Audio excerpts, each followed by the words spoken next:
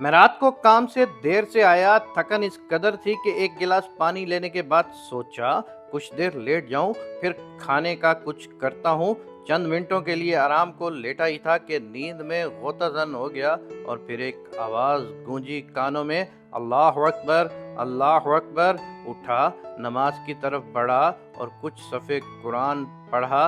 नाश्ता, चूंकि दाम ज्यादा होने की वजह से अब मनपसंद नाश्ता तो मुमकिन नहीं रहा, लेकिन पेट की आग बुझाने के लिए चंद घूंट चाय और एक खुश्क नान लिया, जिसके खाने पर मैंने वजीर आजम की लंबी कतारों वाले प्रोटोकॉल आला अफसरान के दिन भर चलते एसी का टैक्स भी अदा करना था।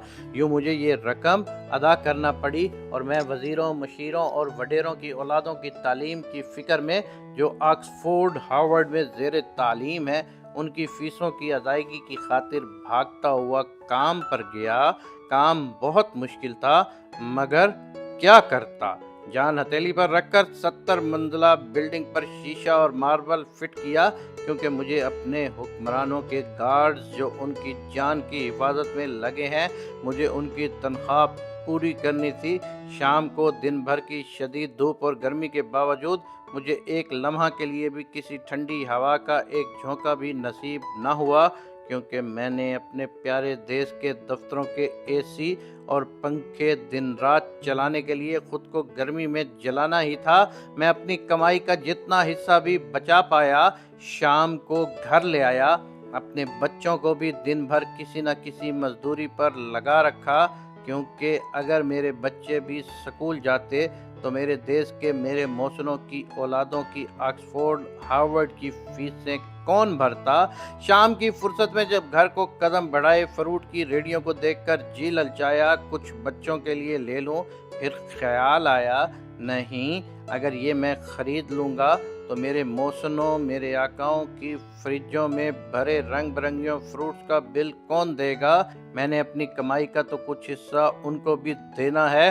घर की तरफ रवां दवा था कि टांगों ने मजीद चलने से इनकार कर दिया और चारों नाचार मुझे एक बाइक वाले को इशारे से रोकना पड़ा, जिसने घर तक की मुसाफत का मुझसे इतना हर्जाना लिया कि उसमें मैंने अपने मुआवजों के सफ़र का बिल भी अदा किया और अपने सभी फरमानवाओं की गाड़ियों के तेल का थोड़ा थोड़ा हिस्सा डाला। फिर अब घर पहुंचने ही वाला था कि मोबाइल पर घंटी बजी और एक मैसेज मौसूल हुआ कि मेरा मुल्क खतरे में है और कल से मुझे पेट्रोल पर मजीद पैसे अदा करना होंगे, वरना मेरा मुल्क डूब जाएगा। मैंने पथराई नज़रों से घर की दहलीज को देखा, जहां बच्चे इस इंतज़ार में थे कि वालिद हमारे लिए कुछ लेकर आया होगा, मगर मैं अपने बच्चों के लिए क्या लेकर आ सकता था। वही चंद रस्मी सी सब्जियां, जिनको देखकर बच्चों का चेहरा एक झूठी मुस्कुराहट से खिला, जो अचानक गायब हो गई। मैंने घर पहुंचकर अभी कुछ ही वक्त गुजारा था कि मुझे दरवाजे पर किसी की दस्तक सुनाई दी। ये मेरी लाचार और मजबूर पड़ोसन थी, जिसका खामन इंतकाल कर चुका था और अब ये अस्पताल में बच्चे की दवाई के लिए गई तो इसको 15,000 का नुस्खा थमाया गया था। मैंने लफ्ज़ 15,000 सुना तो कि जैसे ज़मीन सिरक गई हो पाँव से। थरथराती आवाज़ में उसको किसी सरकारी अस्पताल जाने का मशवरा देने लगा तो बोली, पूरा दिन घूम आई हूँ, किसी ने परवाह न की। एक लड़की सफ़ेद लिबास में आई, बच्चे के माथे पर हाथ रखा और बोली, उसको बाहर से चेक करवा लें, डॉक्टर साहब तो अभी मौजूद नहीं है, किसी ख़ास मीटिंग में है। और बच्चे की ये हालत देखी ना जाती थी तो प्राइवेट क्लिनिक जाना पड़ा।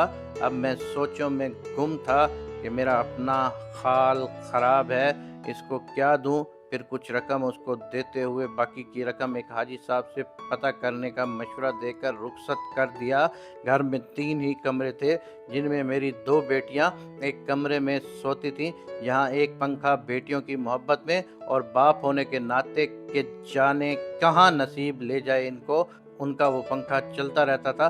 बाकी के पंखे और लाइट बंद करके हम सोने लगे थे, क्योंकि अगर हमारे पंखे चलते रहते तो हमारे बादशाहों के घरों पर रोशनियां मांद पड़ सकती थी, उनके बीवी बच्चों को कमी लग सकती थी।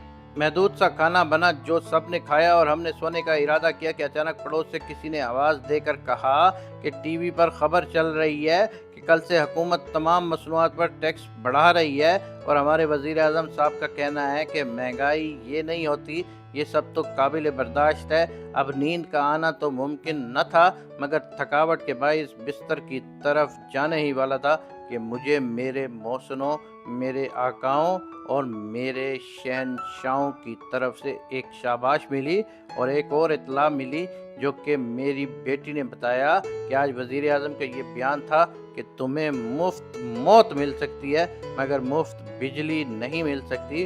खामोशी से सुबह दोबारा उठना और वापस वही सब हमारे हिस्से का हम तक पहुंचाने के लिए मेहनत करना। मैं ये सब करते करते ज़िंदगी के 40 बरस गुजार चुका हूँ। मेरा बाप भी इन जागीरदारों और बड़े लोगों की खिदमत ऐसे ही करता रहा। कुल मिलाकर बाप बेटे को 75 साल हो गए अपने हाकिमों की खिदमत करते हुए। अगर मेरे बाप से या मुझसे खिदमत में कोई गलती हुई हो तो मेरे शहंशाहों ने पड़ोसियों से रकम लेकर मेरे खाते में लिख दी, जो अगर मैं जीते जी अदा न कर सका तो मेरे बेटे अपनी ज़िंदगी लगाकर अदा करेंगे। यूँ मैं कल फिर मेहनत को निकल पड़ूंगा, क्योंकि मैंने एक ऐसे देश में जन्म ले रखा है जहाँ मेरे हाकिम मेरे साथ ऐसा ही करते हैं। कुछ पढ़े लिखे दोस्त कभी कभी एतराज़ करते हैं और ऐसी बातें करने लगते हैं जो मेरे आकाओं की तबीयत पर नागवार गुजरती है, तो उनको किसी ऐसे मकाम पर ले जाया जाता है जहाँ से वो वापस आते ही उनके हक में बोलने लगते हैं, और मुझ जैसे कमज़ोर और गुमनाम लोग तो कभी लौट कर ही नहीं आते। मेरी दास्तान लंबी हो गई है। खैर, ये हर पाकिस्तानी की दास्तान है। रात लंबी हो रही है, मैंने सुबह फिर से जागना है। किसी का बेटा लंदन में अयाशी करेगा, किसी का बेटा किसी महकमे का वज़ीर बनेगा। मुझे इन सब के खर्चे पूरे करने हैं, तो मैं बस चलता हूँ।